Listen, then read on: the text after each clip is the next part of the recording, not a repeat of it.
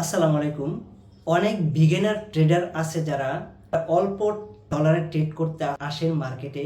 তারা প্রতিদিন একটা বিষয় সাফার করেন, সেটা হচ্ছে লস। যারা অল্প ডলারে ট্রেড করেন, মার্কেটে এসে সাস্টেন করতে পারেন না, আপনাদের লস হয়ে যায়, তাদেরকে আমি বলবো আপনাদের মানি ম্যানেজমেন্টটা ফলো করবেন।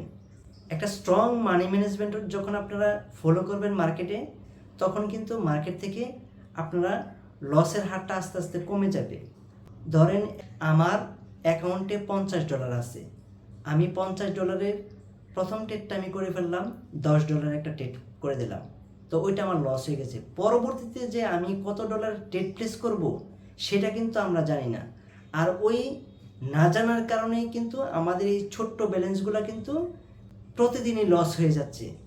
সো এই জন্য আপনাদেরকে কি করতে হবে, একটা ভালো একটা স্ট্রং মানি ম্যানেজমেন্ট শিট তৈরি করতে হবে।